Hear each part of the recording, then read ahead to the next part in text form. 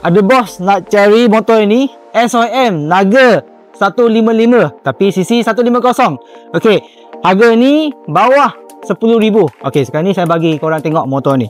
Motor dia punya bentuk macam ni, agak special juga. Dia skuter. So dia belakang macam tu. Korang tengok dulu.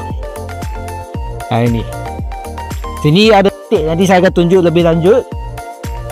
Motor ni dia pakai keyless, okey, pakai remote. Sini ada USB Type A dengan Type C. Jadi kalau korang nak pergi jalan jauh, nak charge handphone, sini boleh charge handphone. Lepas tu bawah sini ada kompartmen boleh letak barang lah. Tapi barang ni dia tak ada cover dekat sini. Jadi kalau korang nak jalan jauh, hujan, baik jangan letak handphone dekat sini. Okey, cara isi minyak ni dekat sini. Nampak? Dia bukan depan, bukan bawah seat, tapi dia belah kiri depan ini.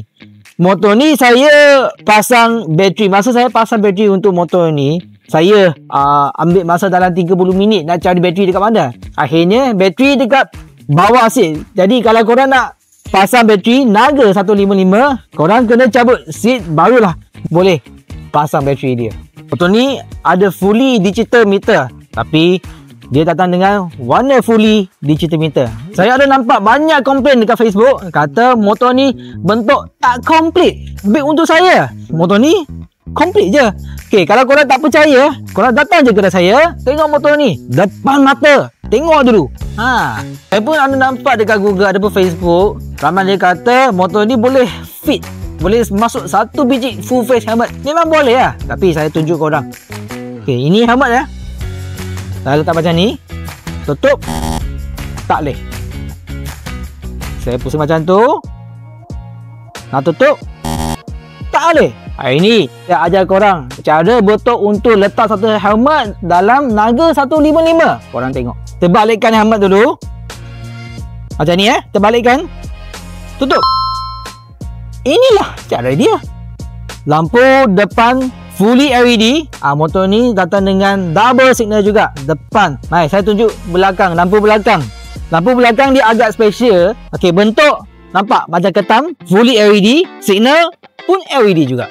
Exhaust belakang pakai monoshock. Selesa ke tak selesa, saya tak sure. Tapi untuk pendapat saya, sama je. Okey, motor ni ada air cooler dekat sini. Dia bukan pakai air cool tau. Lepas tu korang nampak dekat sini bentuk dia, ada sisir dekat sini. Itu sebab nama dia Naga. Apa yang saya minat pada motor ni tayar depan ada ABS, tayar belakang ada ABS. Lepas tu dia datang dengan traction control. Guys, yang paling penting harga dia. Okay, benda yang saya kurang minat pada motor ni adalah, tengok, agak tinggi juga. Bukan saya rendah, tapi motor ni yang tinggi. Kalau korang nak tengok motor depan mata, datanglah kedai saya dekat Jalan Berserah sebelah Public Bank. Guys, yang paling penting, kedai saya ada pusat servis. Yang paling penting, kedai saya ada pusat servis. Lepas beli motor dengan saya ataupun kedai saya akan jaga motor korang. Kita jumpa nanti.